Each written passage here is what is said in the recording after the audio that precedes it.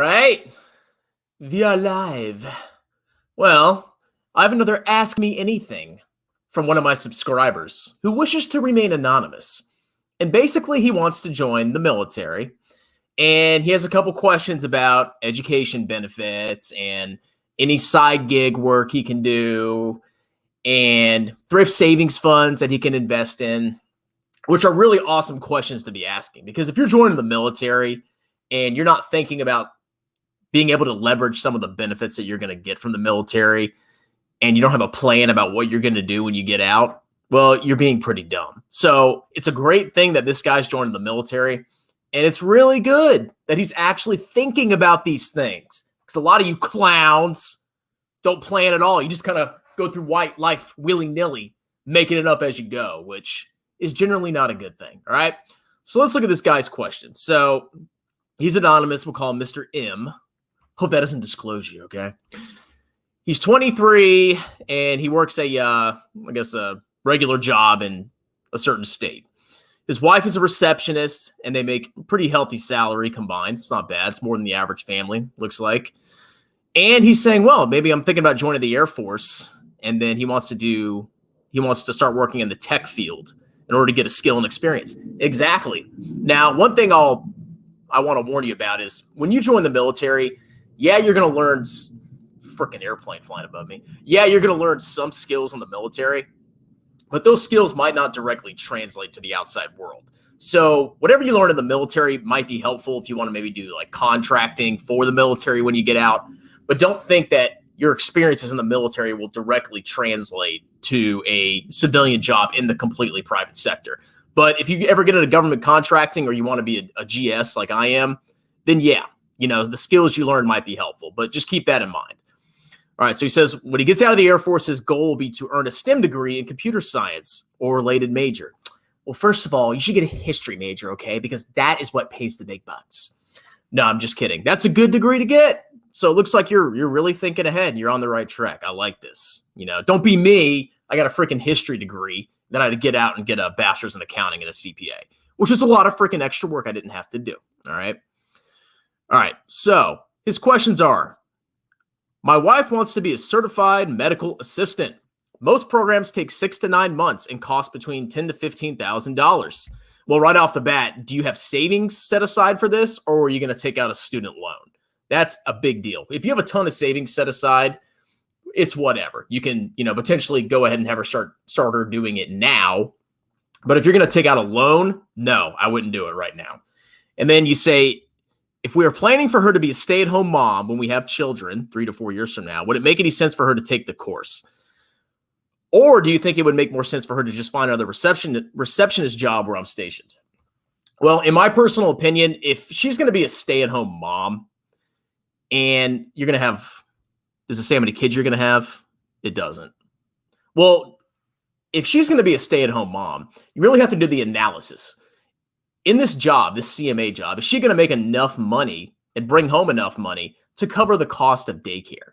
Because I actually have the same question or the same, thought process going on right now. I'm having a kid in June, and my wife doesn't really make enough money to make it worth for her to go to work. And we decided that she's going to be a stay-at-home mom for a couple years. And once the kids get out of the house, or at least start going to elementary school or preschool, then we can start having her look for a new career that she can start doing. So if you're planning to have kids and you're planning to be active duty military, and I don't know if you have savings or not to pay for her program right now, why don't you just wait until you join the military, you have her stay home with the kids. If she can make a ton of money on the side, maybe you can put the kids in daycare. But if she can't, which will most likely happen because it's kind of hard to get good paying jobs with a military spouse. I wouldn't expect her to, get a high paying job. And it's not because she's not qualified. It's just like in all these random military bases, wherever you're stationed, it's really freaking hard to get hired as a military spouse. And because they're so transitory and employers don't want to necessarily hire you. So in this scenario, I would honestly say, don't have her do the CMA yet. Just have her keep doing her current job. Don't go into debt for this degree if you don't have the money for it. And once you're in the military, you might actually have more access to like education funds for your spouse. And then once the kids get out of the house, however many kids you have, at that point, you can say, okay, maybe now's a good time for you to get your CMA, wife. And now we don't have to go into as much debt because I have more savings from the military. And perhaps I have access to educational programs for military spouses to actually help us pay for the cost of this degree. So in my personal opinion, I would say, not knowing all the facts, I would say just have her wait, be patient, because you don't want to have to go into debt.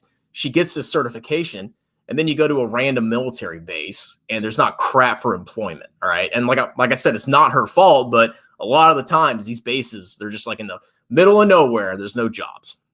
So I would just hold off on that until, the kids start getting out of the house and going to school. All right.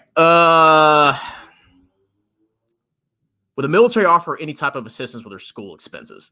I'm not necessarily sure right off the bat if you were like at basic training, you would be able to. But like once you finish training and you get assigned to your first station, I'm sure there's a ton of programs out there to help military spouses go to college. You just have to look around and kind of apply for scholarships. So I definitely do think you'll have access to those, to assistance to defray those expenses. But I haven't personally looked that up myself, and I haven't been able to take use of it. But when it comes to military spouses, yeah, there's probably a ton of scholarships out there you can apply for. You just have to look for them. And later on, you can actually transfer part of your GI Bill to her, and she can get her school for free with the GI Bill. All right. So that's another consideration. Maybe you just wait until you've accrued the GI Bill, get out of the military. You can use it for your education, and you can give part of it to her. But you'll have to call the VA about that just to be safe. But the more I read this, the more I think you should just hold off on the certification, especially if you don't have the money to pay for it. And especially considering you may not be able to find her employment at whatever base you get stationed at. Your second question, would I be allowed to leverage my programming skills by freelancing while on active duty? Well, that is entirely dependent on your schedule on active duty. Now, when I was in the Army on active duty, there were times where I wasn't doing crap. I would do 9 to 5, PT in the morning.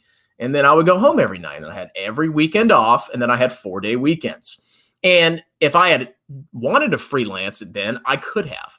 But there were other times where we were ramping up for deployment, and we were literally training every freaking day. So it really depends on the op tempo, the operations tempo of your unit.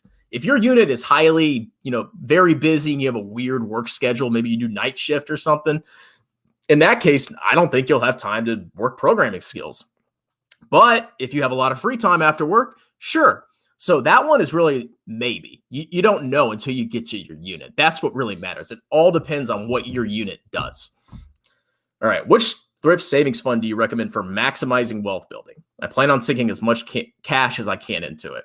Well, that's a good consideration to start thinking about, because you can actually put $19,500 a year into it, which is a lot of freaking money. And it may be hard to do that, but if you can somehow swing it, that's a good deal.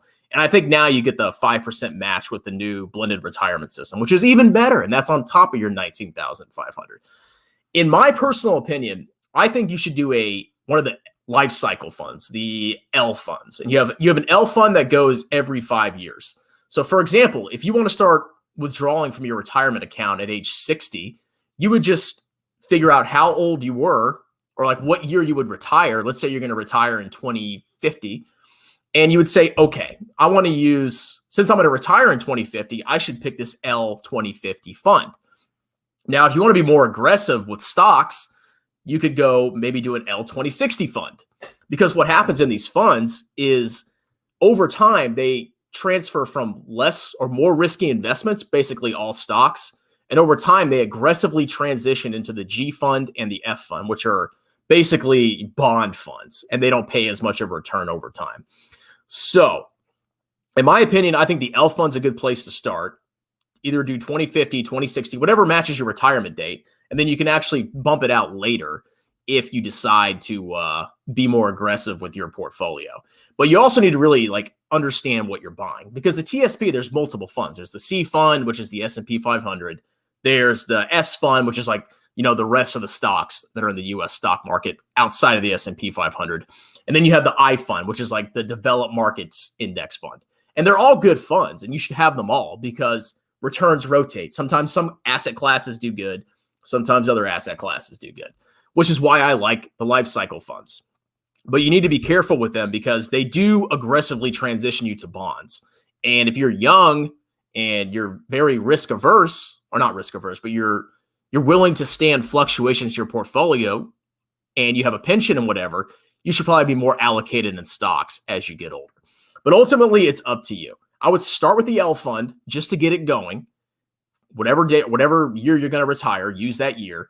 And then do your own research. Go look at bogleheads.org, read about it, understand why you're doing what you're doing, why you want to invest in as much as the world as possible. And then once you get to that point, then you can make your personal decision. Hey, maybe I'll be able to manage it on my own. Maybe I'll just keep 100% stocks until retirement at these weights. And the Bogleheads Forum will teach you that stuff. So I can't make the decision for you, but the L funds are a good place to start. Do your research, and then from there, you can decide what you want to do. But just keep in mind, the more stocks you have, the more risk and fluctuations you're going to have in the short term. But in the long run, if the world keeps growing, you're probably going to have more money in the long run if you invest mostly in stocks until you get older. So that's my thoughts on that. And then keeping my goals in mind, do you recommend I enlist for 4 or 6 years?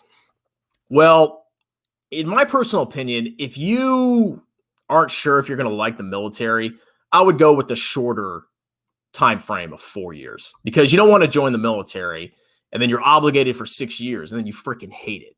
So I would do the 4 years, make sure that actually qualifies you for full GI Bill benefits, which I think it does, but you can double check that.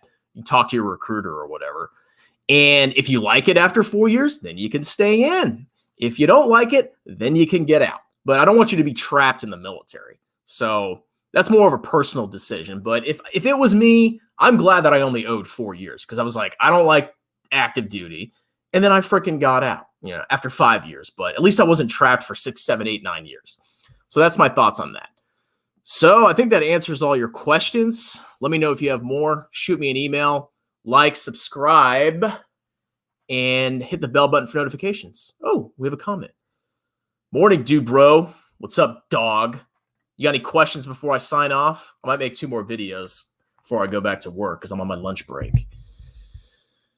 But yeah, that's that for that video. Let me know if you liked it. Share this to your friends so I can grow my channel, because I want to make lots of money and just get paid by YouTube. All right? Stand by. Another video coming in about 5 minutes once I go to the bathroom.